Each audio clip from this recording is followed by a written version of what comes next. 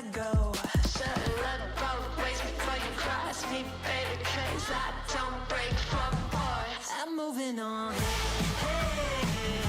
hey, I'm moving on. Hey, got nothing left to say. Let's be on my way. Best of luck. I'm moving on.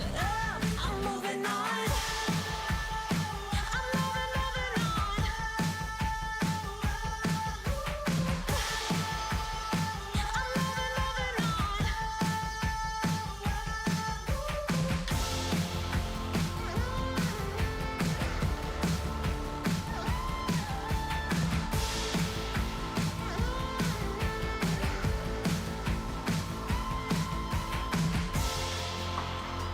I'm moving on.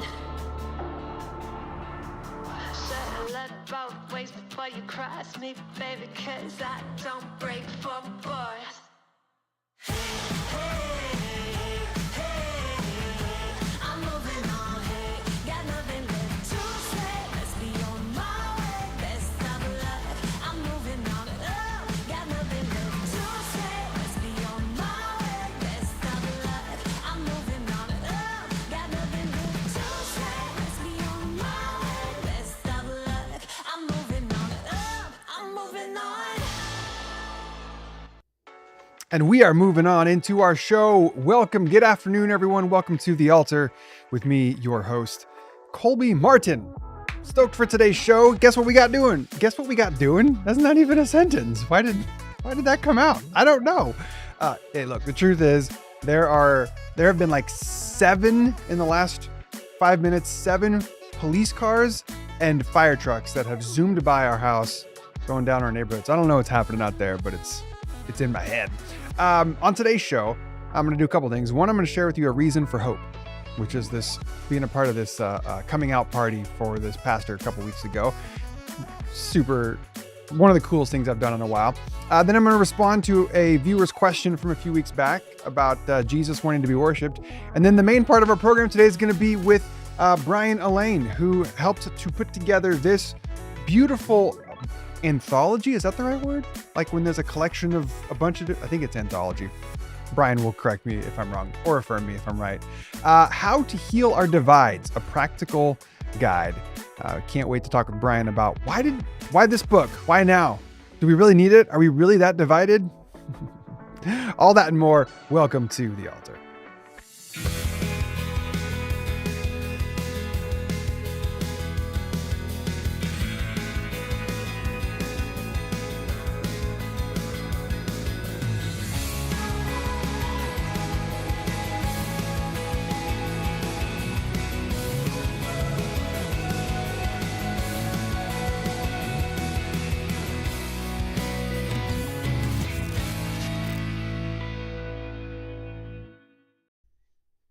Just want to say, try to put my arm down and I missed the desk. Just want to say hi to a few folks who are hanging out with us here today. Hi, Shane.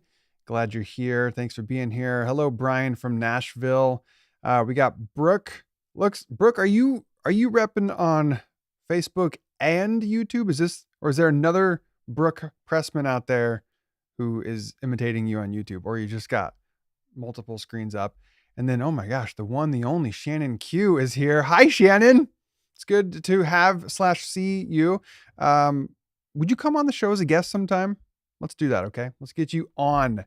Let's talk. I would love to talk to one of my favorite atheists, Shannon Q. Hi, Fred Freeman. So glad that you are here hanging out with us today. I've got a question for you for those of you who are watching live. And this is a little thing I call the viewer sound off.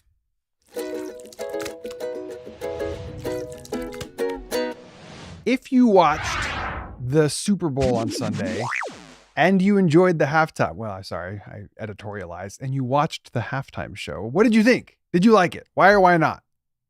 Let me know. Sound off in the comments. Did you like the halftime show with Dre and Snoop and 50 Cent, surprise, and Kendrick Lamar and Mary J. Blige and Eminem? Did you like it? Why or why not? And if you didn't watch it, then you can also tell me that too. That's fine. Because here's one thing I noticed. I loved it. Our whole room full of people. We had like a low-key Super Bowl party and the whole room loved it. And on my social medias, that's what people were talking about. And I noticed that in all of my algorithms, whether it was Instagram or Twitter or Facebook, it was almost universal praise and exaltation for the halftime show. Best one ever, and things of that nature. And it got me thinking, and our guest today, Brian Allain, we're going to talk about like how divided we are and how to heal some of those divides. And I've noticed over the years that things have divided us that doesn't make a lot of like, why are we divided over this? But we're divided so much on like this left and right spectrum for things that just seem on some ways arbitrary. Anyway, so I wondered, like, are there people, because usually when I see agreement in all of my algorithm on social media, usually when I see agreement on something, that tells me that those who are more left leaning, like myself, which is most of my algorithm, feel this way about it, which means probably those who are more on the right are not for this thing. So I'm seeing these almost universal praise for this halftime show, and I wonder if like more conservative leaning folks like the halftime show. Because if everybody that's over here on the left in my algorithms liked it, that tells me that most likely people on the right didn't like it. So I tried to ask the Facebooks, if that was true. And it sounds like maybe more of what it is a function of age, that those who sort of grew up in my era, which I turned 40 this year. So I was born in 82. So I'm like an elder millennial. Anyway, so maybe it's more of a function of age that people liked it. But I'm just wondering if you watched it and did you like it? Why or why not? Brian says, I liked it. My favorite was Kendrick Lamar. I'm not a fan of rap hip hop, but Kendrick is on another level. I think that's well said. Kendrick is on another level. Kendrick is Kendrick's own level. But yeah, thanks for chiming in. Shannon, I was so happy that I cried. Wait for it. Because I'm old. So maybe that's it. Maybe I saw one tweet that said, like this was similar to maybe 10 years ago when ZZ Top and like Bruce Springsteen were the halftime, and like my parents' generation were so excited for it. Like now that's us. Hi, Cheryl. Glad you're here. Okay. Shannon says, heck yeah. So, all right. Coming up soon on the altar, we're going to get theistic with an and an ag and a me. What am I? I don't know what I am. That'll be fun, Shannon. Looking forward to that. Speaking of, Melissa is all excited about that. Shannon, she says, thank you for the other week. Much love from Texas. Shane did not watch it either live or later, but it sounds like it was pretty cool. Okay. All right. Brooke loved it. Brooke, are you similar age? Are you similar political spectrum? I just want to know, did people who are more conservative leaning, did they not like the halftime show? Is my theory on our country dividing seemingly arbitrarily at times? I want to know if that holds up at all. Okay, Brooke says born in 83, so they are my people. Yeah, well, that holds up a little bit. And Cheryl, you didn't watch either, but you heard it was incredible. Again, is most of your hearing it was incredible, is that curated for people in a particular like religio-political demographic, i.e. on the left? I don't know. If anyone has seen any studies on this, the breakdown of who liked the halftime show and who didn't, I would love to see that. All right, let me get to this next segment called Reasons for Hope. I will never give up my fight. This is the part of the show where I share a heartwarming story that gives me reason for hope. I would say about 2 months ago, I got an Instagram message from someone I didn't know named Mike. Mike Meishiro. Pardon me, Mike, if I'm not pronouncing your last name correctly. And Mike was kind of like a cold message, cold DM. Maybe is that how they say it? And in a sense, it said, hey, Colby, my name's Mike, and your book UnClobber was significantly transformative for me in my journey to come out as a gay man. And I'm getting ready to, here in a couple weeks, Mike said, to sort of publicly come out. So I guess that Mike had privately over the last year or so come out to some people close to him, but he was ready to make a public declaration of his identity as a gay man. And he had and has a rather, substantial platform in sort of the Christian evangelical world as being a pastor for a number of years and sort of building other ministries in that kind of spiritual space. And so Mike said, hey, I'd love to have you join me for this coming out party and be a part of this celebration as I sort of announce to the world my identity as a gay man. And I thought that's a really cool thing. Sure, I'm both available and interested. I'd love to be a part of that. Little did I know it was like this beautiful whole to do. So I don't know if you can see in the thumbnails down there. So right here is a thumbnail of a Zoom because Mike also invited 20 other people who also has made an impact in his life in this way. And he wanted to celebrate with them from all around the world. And then the other thumbnail next to that is a shot of Mike having, there's like 15 or 20 people in this room with him to have an actual party. So like at 7 p.m. on whatever date it was a couple weeks ago, balloons went up and confetti rained down and music blared and he had a coming out party, both like for himself and sort of virtually for all those of us who were invited to be a part of it on Zoom. And he debuted this video on YouTube that he had prepared for it, where he kind of shares his whole journey in this.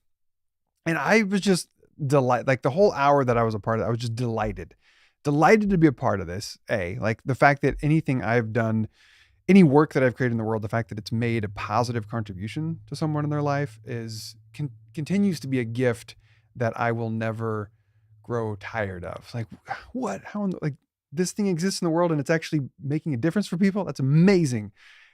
But then also it was really beautiful. As beautiful as you could imagine it, like you're imagining it correctly.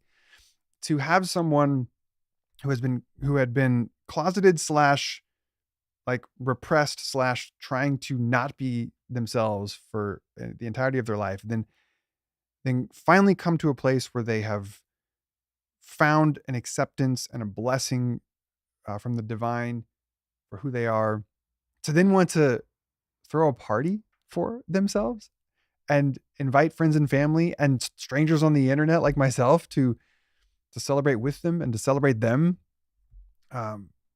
It was gorgeous. It was absolutely, it was one of the, like I said at the top of the show, it was one of the most beautiful things I've been a part of in a long time. So this is my weekly reason for hope, is because the work is not over. I talked about this last week on the show, by the way, or maybe it was 2 weeks ago.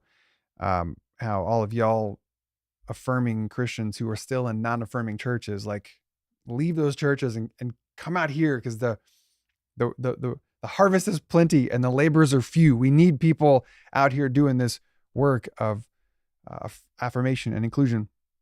But this is a story for me that's like, oh yeah, there are still so many people who need to be liberated and freed from this toxic, harmful theology. And it's so precious to me, especially like that picture, that photo of him in the living room. He went around, he sort of talked about how I think everyone in that room had gone on this journey with him, which is to say they were all conservative, non-affirming Christians. And then Mike came out to them and talked about his journey with them, and they all went through this theological transformation together. And I just, like, it's happening. And maybe not at the speed or at the scale that many of us would like, but let us not forget to pause and celebrate the moments when it happens, when it is good, when people break free of the way that this thing has been misused to harm and wound and discriminate. Anyway, so that's my reason for hope. Go check out Mike. Watch this video if you want. Check out some of his other YouTube videos. Really cool guy, and I'm really proud of him. Mike, I'm proud of you. Well done. All right. Now let's get to our viewers' question. Ask Me Anything is the segment.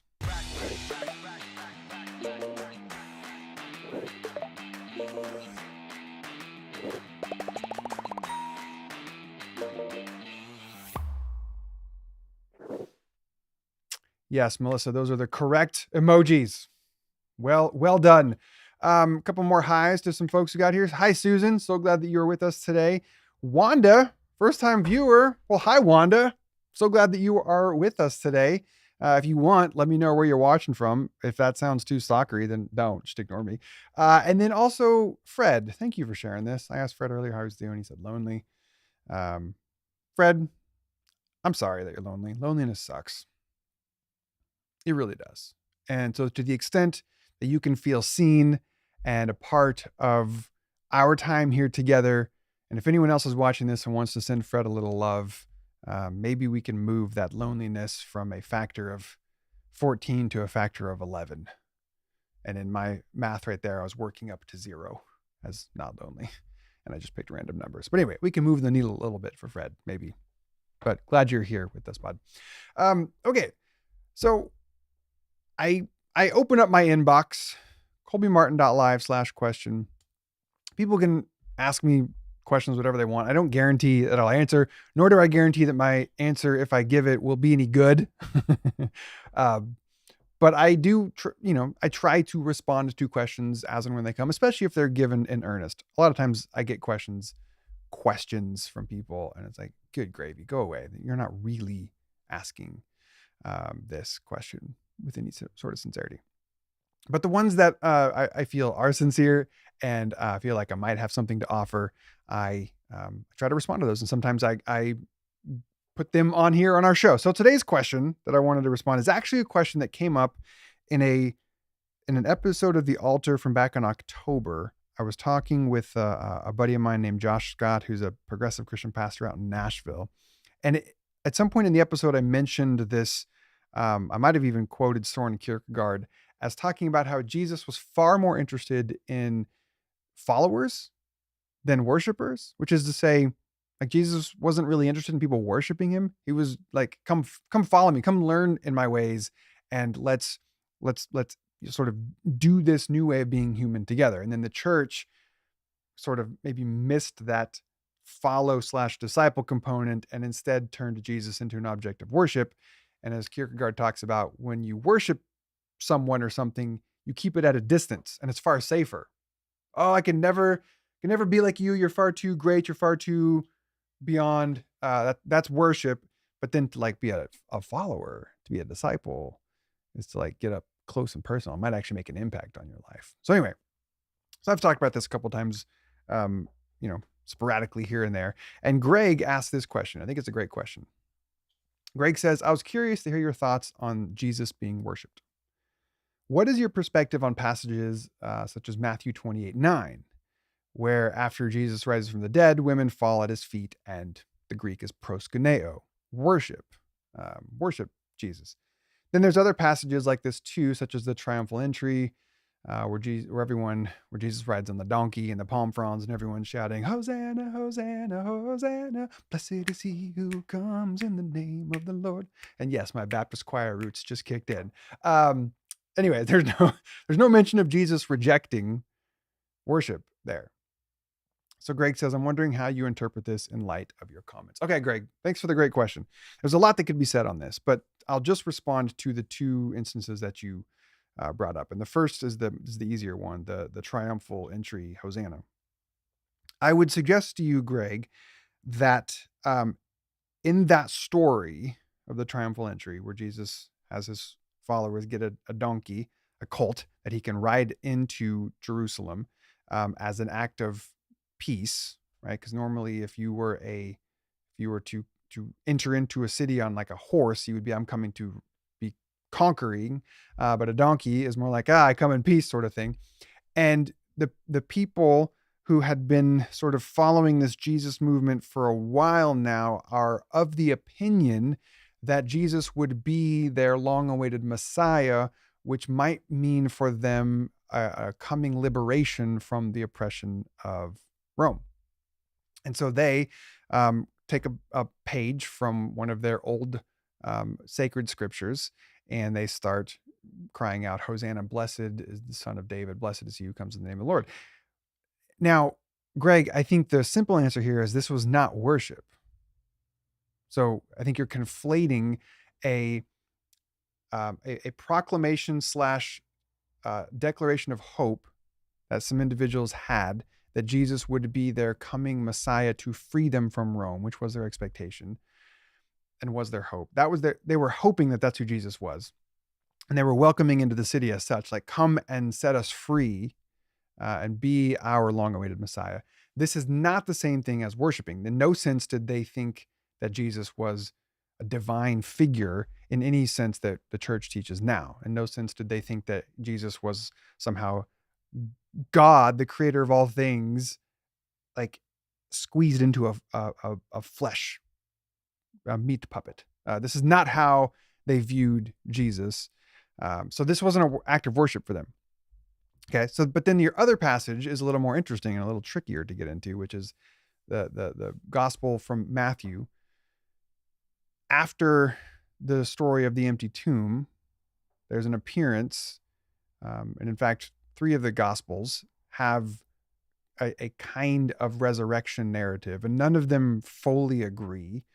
This is one of the many reasons why I would strongly encourage conservative / evangelical Christians to rethink their tight grip on the inerrancy of Scripture, because there's too many parts in the Bible where there's contradictions and quote unquote errors. So to continue to hold on to this idea that the Bible is perfect and without error, for me, is unnecessary and untenable and position to hold. But anyway, so each of the gospel, or the 3 of the gospel narratives, have a version of how to tell the story about an empty tomb, and none of them really agree, or the details are all different.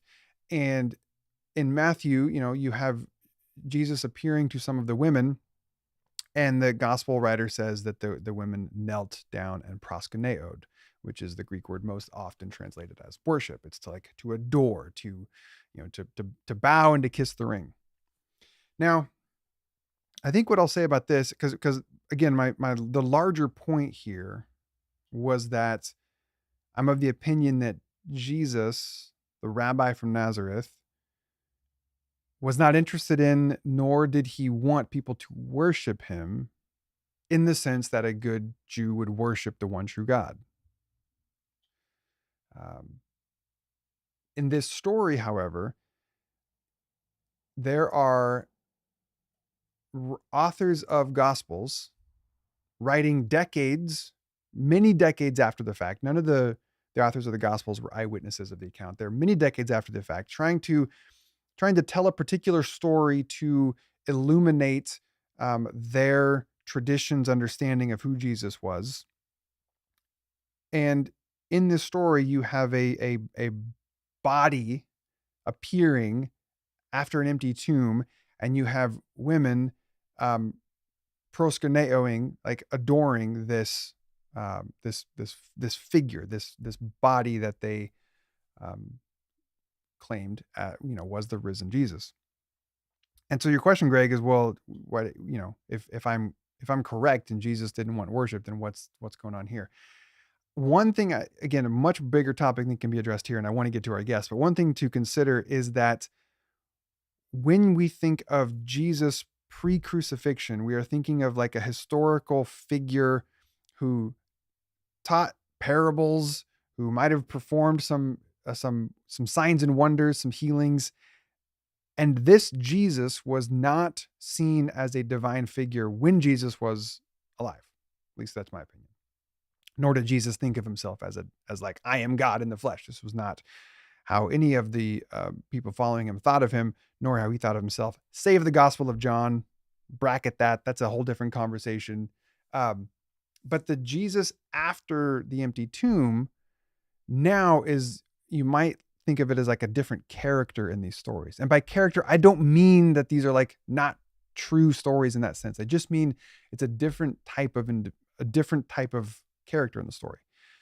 And so Matthew, the author of this gospel, is trying to tell a story of how this Jesus from Nazareth was the long-awaited Messiah that their people had been waiting for, but he didn't come to do what they thought he was doing, and he didn't have the dream. He had a different dream for the future than what the Jewish people thought the Messiah would do. And so in this story, when Jesus is now risen, there is a different type of posture toward this. There is a sort of adoration of, you were dead a few days ago and now you're not. What other response would there be but to worship this as a divine figure? But the thing that's worth noting is that in Jewish tradition, there were like multiple levels and layers of divine figures. There were, and I can't get all the way into this, but there was like the Most High God, worthy of worship. Then there were like the angel of the Lord, also worthy of worship. Then there were like angelic beings that were also worthy of worship. So like there were different ways in which the Jewish people thought about divinity and thought about worship.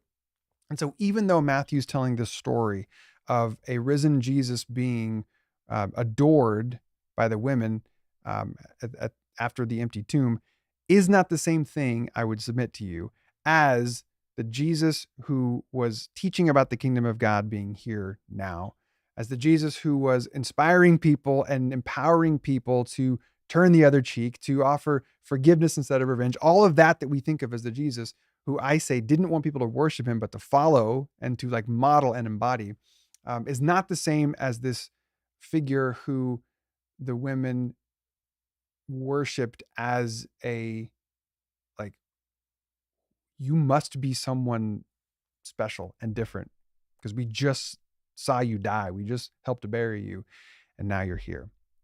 So I don't know if that made as much sense, Greg, as it did in my mind, but I still maintain that Jesus, his primary impetus was not that people would worship him. Because worship, as I said, as Soren Kierkegaard said, creates separation and distance. The idea here is to be a follower, to be an emulator of, to model, or to be a disciple, one who follows in the footsteps of. So anyway, just barely scratching the surface there, and I probably raised more questions than I actually answered. But I wanted to respond to that, Greg, because I thought it was a great question and definitely worth thinking of. Okay. Oh, and why didn't Jesus like say anything to the women? I think that gets into things like, well, was that even actually a legitimate fly on the wall story that happened? Or was this sort of Matthew's way to tell how people went from a empty tomb to now believing that Jesus had risen? Because again, none of the gospel narratives like line up. So none of them are probably fly on the wall accounts of what actually happened. So I don't think we need to read too much into the fact that Jesus wasn't like, no, don't worship me. I think Matthew was telling a different story there. Okay. That was 47 minutes longer than I wanted it to be, but it's such a great question and I love talking about it. So now I want to get to our guests. So would you join me in welcoming to the show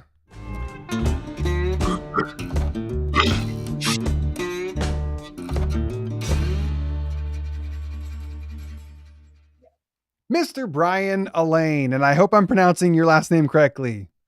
Yeah, absolutely great, Colby. Thank you. Okay, Brian, welcome to the show. Glad you're here. Where are you coming from, by the way? Where are you at? I live in central New Jersey. Okay, and how is that for you? How do you find that to be? Oh, I like it here a lot. Yeah? Yeah, I mean, absolutely. New Jersey kind of has a bad reputation, but generally speaking, it's a pretty highly educated area, Mm-hmm. highly diverse area. Good schools, good roads, Nice. high taxes. It's Yeah. expensive. Did you No grow up question about there? that. Or I'm how long sorry? you been? Did you grow up there? No, I grew up in central Illinois, a small Okay. town. Okay. So, but I've lived here in Jersey for 37 years. So, it's pretty seriously home at this point. Right on. Well, thanks for joining me. I was going to say this afternoon for me, but it's now evening for you. So thanks for being with us here on the show, Brian. Sure. Thank you. All right. So you have this book that's out, but it's not you. So first, let's just start with who are you and what are we here talking about? What is this book? How to Heal Our Divides, and why are you the one that's out here talking about it? Well, the reason why I guess I'm the person talking about it is because I'm the one that like envisioned it and pulled it together and recruited all these people to write chapters. Okay. So you can think of it as a coordinator or whatever. I'm not an author, really. Oh, well, I misnamed you on that slide there. Well, it's an honor to be called that. But I mean, honestly speaking, I didn't even write any of the chapters in this book. All right. Intentionally so. I didn't want to. I wanted to focus on people and organizations that are actually doing something practical Mm. to heal a variety of different types of divides, racial, political, religious, sexual orientation, immigration, abilities, et cetera, et cetera. Okay. All right. So so you started there. So continue, cast for me that the 30,000 foot idea of what is this book? What are we going to talk about here for the next 25 minutes together? Well, let me begin the answer to that question by describing what motivated me to do it in the first place. Love it. So there are a couple of things that happened during the pandemic. One was that I was reading a lot more and reading a lot of books on those different topics that I was mentioning. Mm-hmm. Anti-racism, political divides, the kind of polarization that we're in right now as a country. And a lot of good books, right? But most of them are about the history behind it, or asking you to look inside yourself to examine your own biases.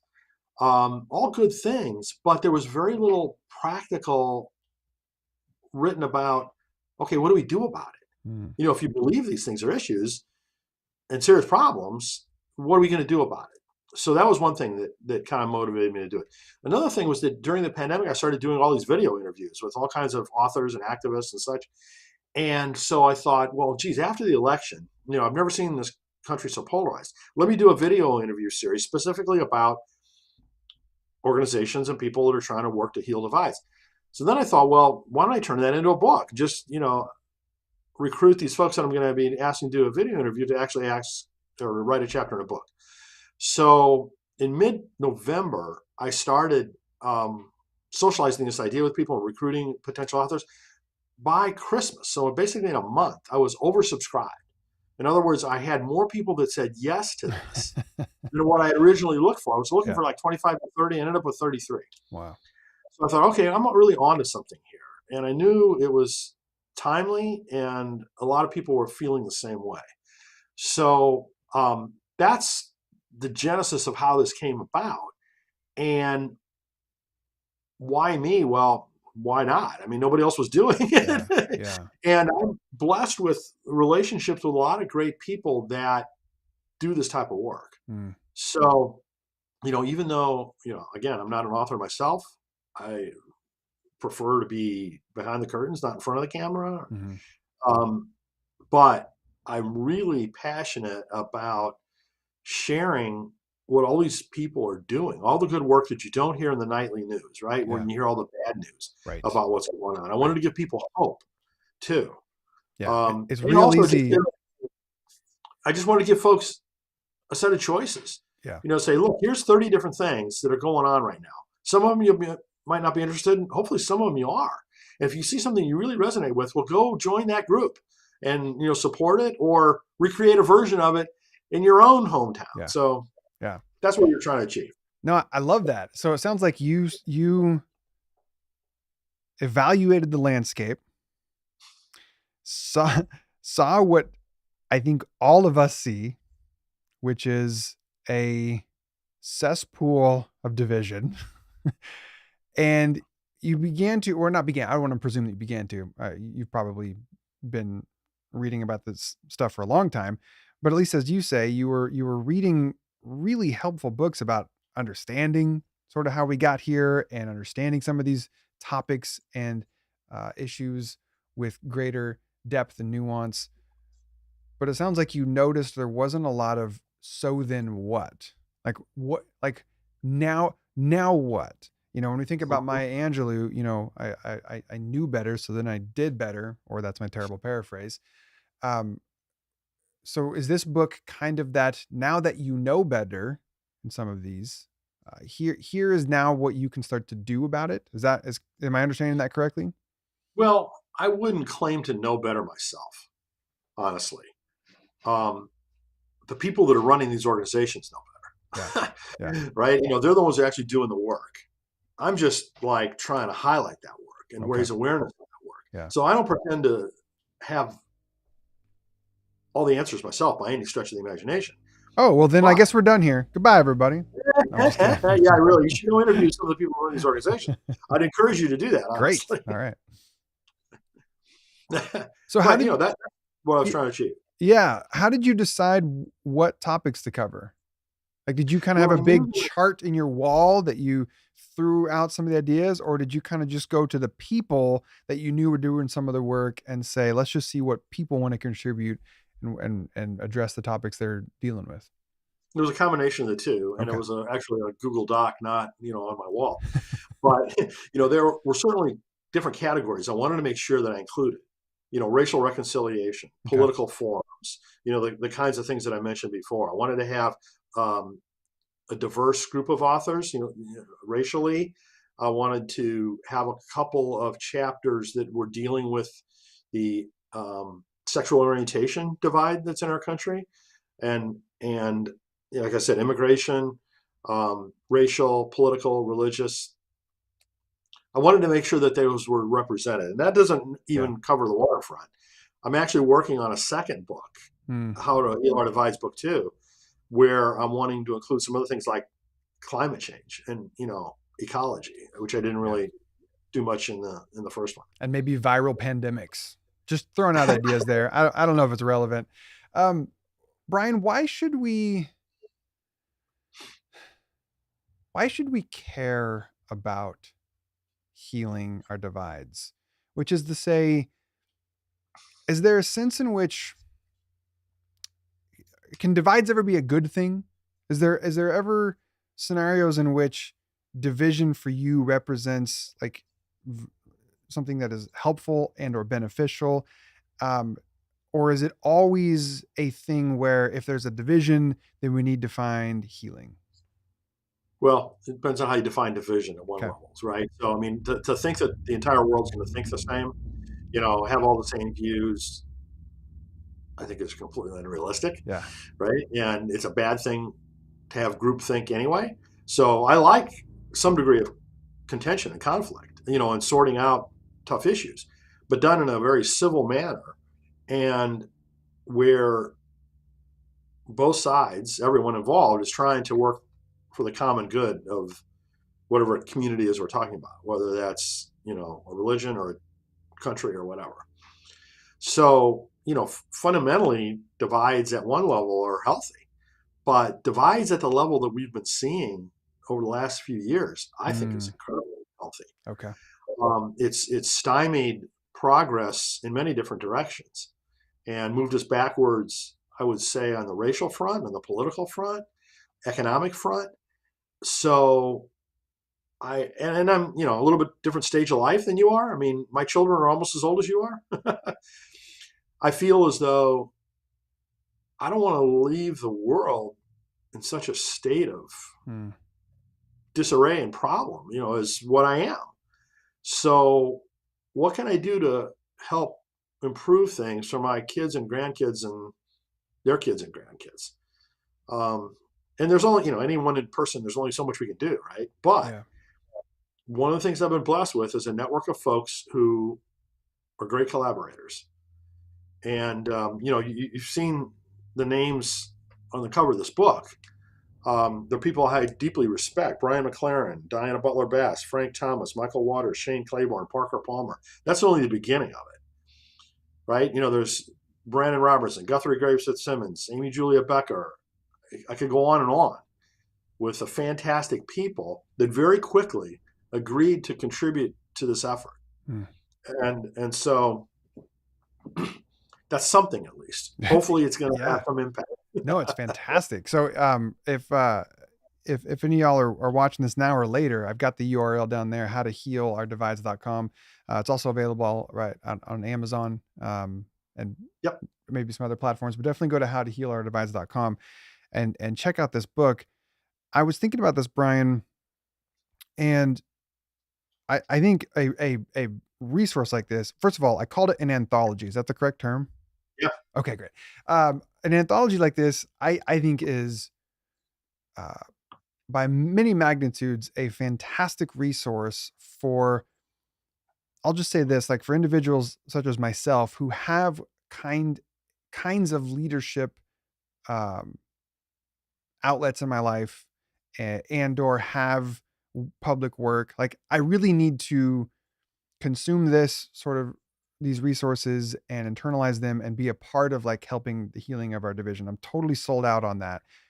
In other words, this selling this book to me feels real easy. What value do you think it has for, we'll just say maybe the everyday person who maybe isn't running a nonprofit or isn't a leader at a local church or isn't like sort of doing some of that high level work? Like why would they, what value would there be in giving hours of their life to read 33 chapters on how to heal our divides? What's the value for the everyday person? Does that question make sense? Sure, sure. Maybe I think it's a couple different things. One is that I think it provides hope to people, Okay.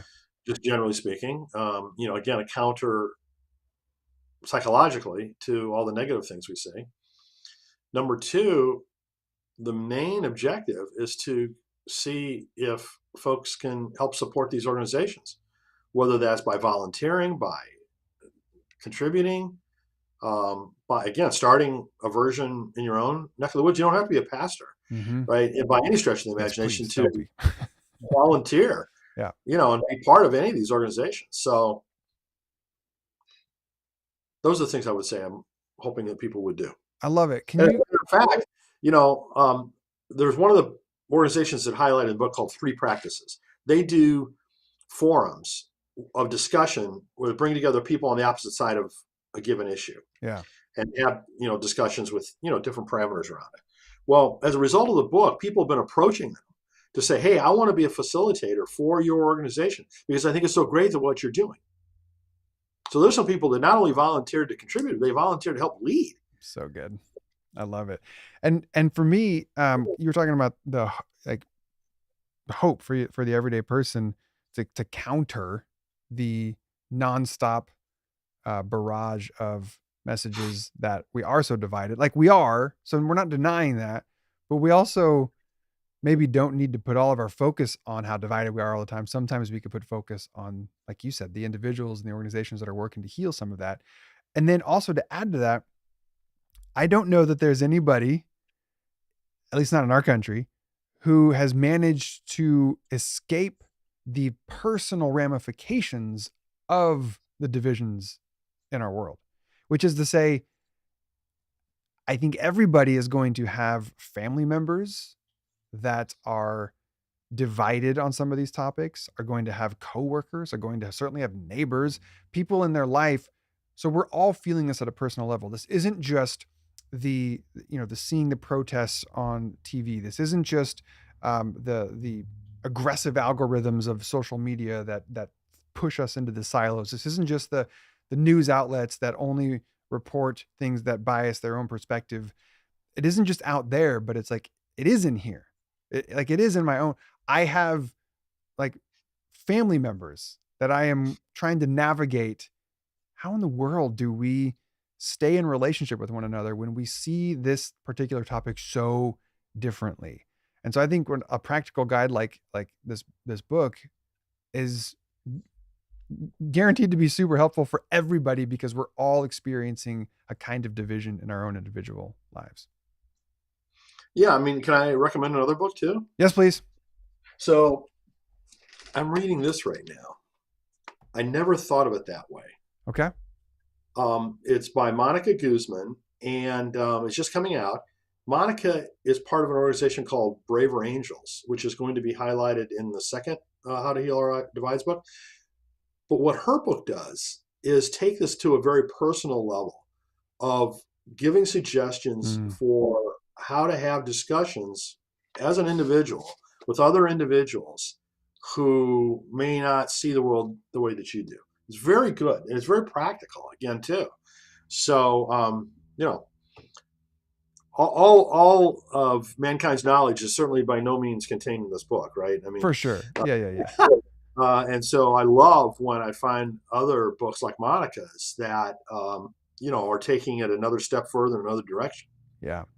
Can you give us an example from your book when you talk about how it can give readers hope? Highlight one of the individuals in the book or one of the organizations in the book that are doing, like, actively doing this healing work. So one of the chapters is written by Dr. Alexia Salvatierra. She lives in Southern California, and she writes about a mission-oriented project that involved kind of a fundamental conservative evangelical church and a more progressive church that work together on immigration issues. So having some projects that can cause collaboration across the aisle, so to speak, I think that's just a great example. Yeah.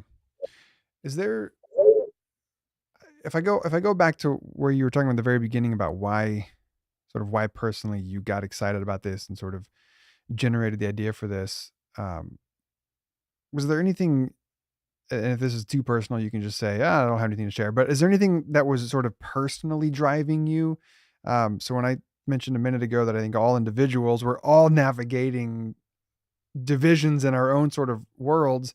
How have you noticed the impact of our divisive world in your own individual life? And is there a way that you have sort of navigated that?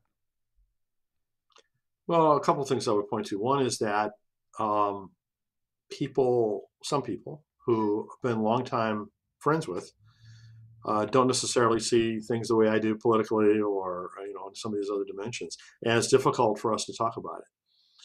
A lot of cases, they don't want to talk about it. So that's definitely, an area that Yeah. has impacted me personally.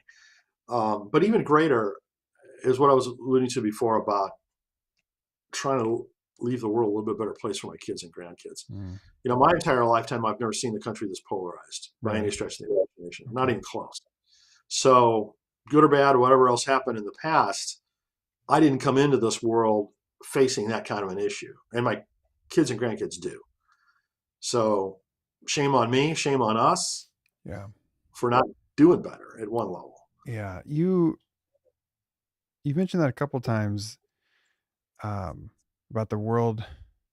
Maybe you said our country. I'm not sure what you said exactly, but just being more divided than any other time. And I've heard that sentiment said before a number of times. I wonder, Brian, how much have you thought about, if you have at all, and if not, that's fine too, but is it possible that we are not necessarily more divided than we've ever been before, but that we're just more aware of the division because of the internet, because of globalization, because of the bombardment of these stories that are sort of always given front page or always in our consciousness? I wonder where those two things might intersect. Are we really more divided? Maybe we are. And also, could it just be that we're drinking from the fire hose, whereas 20 years ago, certainly, and then even back farther, 40 years ago, all you had maybe was your local newspaper. So you didn't know the things that were out there in the world. There might have been just as intense division all over the world about all these issues, but all you maybe knew was what was happening, in your local town. And so the contrast isn't so much more division as much just more awareness. Or do you really think it is more divided? Do you have any thoughts on that? There's no question that it's both. Is Okay. my first answer to the question. All right. Take the easy way, the third way, both and. Well done. But having said that, clearly, if you just look at our country, right, we've had some serious times of division in the past: Civil War, Second Rising of the Ku Klux Klan, the Great Depression. There's all kinds of different divides that we've been fighting. The Civil Rights era in the '60s. Yeah. So, how do you measure how divided we are versus how divided we were then? I don't know. I'm not going to try to be quantitative about it to say that this is necessarily worse or not than those other times. My gut level is that it is, but Yeah. that's just based on my own life experience. That's just an opinion. Yeah. And that's fair. The other part of the equation. No question that the communication vehicles that we have now, and the fire hose, as you said, are really beneficial things and really difficult things. Just like any new technology that comes out, it can be used and misused. And we as a society are struggling with the misuse of technology for good as opposed to for less good. Yeah.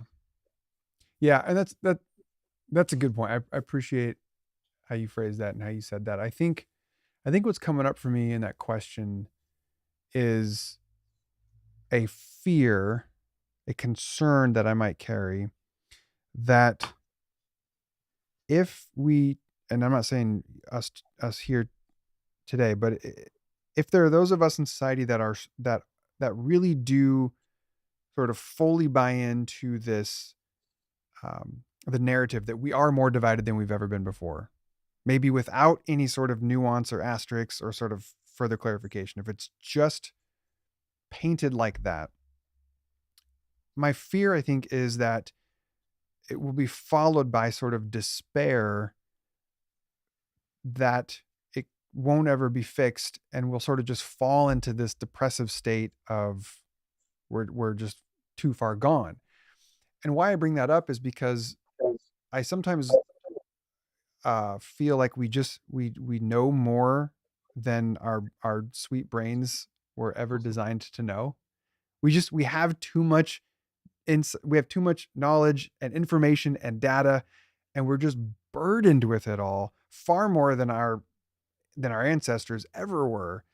And I think it can be easy to fall in this sort of despair camp of the world's more divided than it's ever been before, and it's only going to get worse. Um, so I think maybe part of what's coming up for me is feeling some level of an impetus to add to that. It may be more divided, but also let's not discount that you're just more aware of it than you ever have been before. And I think when we add that piece, maybe it can unlock us from this sort of depressive despair of woe is us. Does that make sense? So maybe it's just my own neuroses wanting to be like, but Brian, tell us it's not all bad. Well, I mean, again, one of the purposes of this book was to give credible evidence that things Yeah. can improve. There you go. Thank you. Yes. Right? That's the hope that I was referring to Yes. before. I mean, Yeah. this stuff is real. The organizations that are highlighted in this book, they're actually doing this stuff. Yeah. It's not just made up. It's not just theoretical. It's not Good. hypothetical. It's real people doing real things to help improve the common good and make the world a better place. So, yeah, I mean, things are bad in a lot of different ways, but I mean, are we going to give up? I mean, come on. Yeah. Yeah. Do you, and this might fly in the face of our attempts to inject some hope here, but maybe to go the other way with it, do you think there are some ways in which we are just too fractured on any given topic that it might not be reasonable to find healing? I think some of the issues that we're talking about in terms of divides will never go away 100%. There's always going to be racial discrimination. There's always going to be discrimination against other forms of marginalized people, LGBT community, immigrants, et cetera, et cetera, et cetera. That's never going to go away, right? Can we chip away at it? Can we improve things? I would hope. Yeah. So, healing divides, right? I mean, that's a very generic, general term. I'm guilty of using it for the, title of the book, but I'm not trying to say that we should cover up these issues or pretend that they're not there. Sure. Or, gloss them over. I'm suggesting we need to deal with them. Yeah. And we need to improve things and cooperate as best we can with whoever we can to do that. Some people we won't be able to cooperate with. Some people we won't probably ever get to necessarily collaborate or share a common understanding or a common vision or even a common conversation about these things. But I think there are plenty of people that we can do those things with. Yeah. Well said. Maybe my last question here, I'll preface by saying, I know you're not the author of this book, so you can't speak for all the content, nor, it's not all your content, but I assume you've read the book, and I assume you've read all these essays multiple times. So can you give us a sense for how some of these authors, what their vision is for what healing could look like? So maybe in a few of the topics, or maybe you just focus on one. What does it look like when we maybe are on the other side of a kind of healing I know at the top of the show you said the goal here isn't to get everybody to think alike. So that's not healing. Healing isn't convincing one side that they are more wrong and then they change their mind. So cast for us a vision, or at least tell us how some of these authors or contributors, what their vision for how do we know when healing is starting to take place? So I'll give a couple of examples along the same theme. One is called Dinner Church, and the other is called The People's Supper. There are Okay. separate chapters in the book about both of those efforts. And, they're nothing theologically deep or dramatic, or whatever else you want to call it. They're just trying to get people to break bread together Mm. across boundaries. I won't even call it divides, just across boundaries. And I'm sure those people that are doing those things would tell you the benefits that they've seen in personal relationships, in hope, as you've been saying. So again, that's not something that's theoretical. It's not something that maybe happens in the future. They're doing it. It's It's happening. actually Yeah. it's actually bearing fruit as we speak, and has been. So And those are some examples I would point yeah, to. and I love that example because one of the things that I know, both in a like on research level, but then also anecdotally, is when you break bread, when you share a meal with somebody that represents for you an alternative perspective or embodies a different idea, what it does is it expands that person to fully encapsulate all of their humanity. Because what often happens is we flatten people to just, okay, you are just a person who votes like this, or you are just the person who has this theological belief. And we don't appreciate or understand the full complexity of their humanity. And so when you share a meal with them, you're like, oh, you have dreams for your life too that aren't about creating chaos and pain and hurting everybody. Your dreams are for wellness and wholeness and flourishing. You also like want to maybe have kids someday, or you maybe want to open a business. Like it reminds each other of our shared humanity, even in as simple as sharing a meal together. So I love that. All right, Brian, before I let you go, tell us what else you got going on in life. You mentioned you're working on a second volume, but I went to your website earlier and you have like 117 things happening. You're a very, very busy entrepreneurial human. So I think you've got a couple other cool things that I wanted to make sure you told our people about. Well, thank you. I appreciate that. Yeah.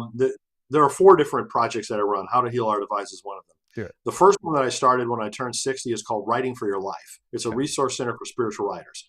And so I've got articles, videos, tutorials, guides, all this kind of stuff to help, especially early stage spiritual writers. We also do conferences. They used to be in person. Now they've been online for the last couple of years.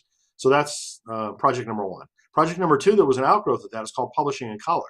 Because the more time I spent, learning about the publishing industry, the more I kept hearing that writers of color are really underrepresented in terms of the number of books get published. Mm.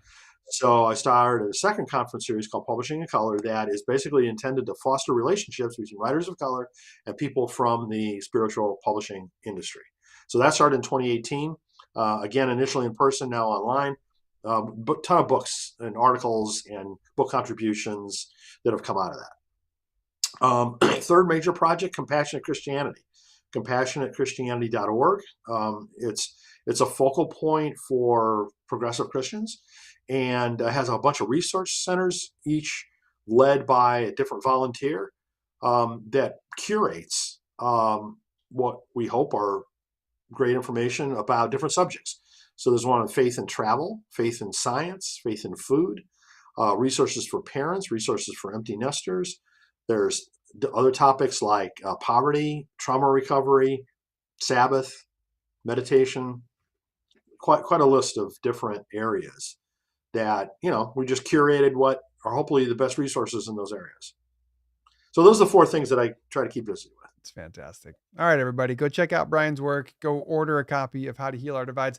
And at howtohealourdivides.com, Brian and his team created this wonderful guide to like do this book together in a group. So you, like break down the chapters and you have study guides and recommendations for how to do it on a group. Because one of the things that I think is true is that we're not going to heal our divides when these one-off. You can do a lot of work as an individual, absolutely you can, but we got to hit that tipping point of critical mass where we're doing this together in larger communities, to really start to see and restore the humanity in one another. So do this book if you want, in groups as well. All right, Brian, thank you. It was really good to meet you. Well, Colby, you for thanks your so work. much. I really appreciate this discussion. Great speaking with you. Love to see what you're doing, and really appreciate your support for this effort. I love it. Thanks, buddy. Take care. Bye-bye. Thank you. Oh, that was fun. God, people like Brian inspire me. Because I didn't realize, right? I mean, I knew before today, but when he first, reached out, I just assumed like, oh, I'm sure Brian wrote, half the chapters of this book, because that's probably something that I would do. Hey, I have this great idea, and why don't you all come and help me do this awesome thing? Because I have my own issues, but Brian is far wiser than I am, and he's like, no, let me just get y'all out there to do the thing. So I'm inspired by that. And then the content itself is something that, I've been really motivated by for the last couple of years. Like, how do we figure out how to talk to and be in a relationship with people that we're so vastly different from? How do we do this? Because we have to do it. I don't think the solution is to just continue to silo ourselves and have two versions of reality that everything gets siphoned into. That can't be the answer. So I think this book is fantastic, and I encourage you all to go check it out. Hey, that's it for the show today. Coming up, I've got some exciting plans for the altar. Just here's a brief preview into it. So I'm scheduling guests, and it's going to be different topics for each month. Here's what's happening. I'm going to have makers in March. So March is going to be all about people who are making cool things in the world. Then it's going to have authors in April. Should be self-explanatory. Then it's going to be musicians in May. Again, self-explanatory. June is going to be my annual Pride Month celebration. So all the guests from all the LGBTQ community. And so anyway, that's my idea. We've got like Theo-October. I haven't figured out how to call it yet, but it's like theology in October. We've got Serenity in September. We're going to bring on some like psychological wellness people. So anyway, I'm really excited about that. So if you haven't yet done that thing where you subscribe if you're on YouTube, so that you know when I'm going live or when I've posted new videos. Oh, that got real tiny. Why did that get so tiny? I don't know. Or if you're on Facebook, why aren't you? I guess I'll fix that some other day. Or if you're on Facebook, that one's a little larger. Whatever. Those things were a failure. Hang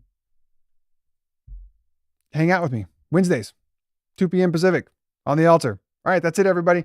Have a great. Oh, hey, Gustavo.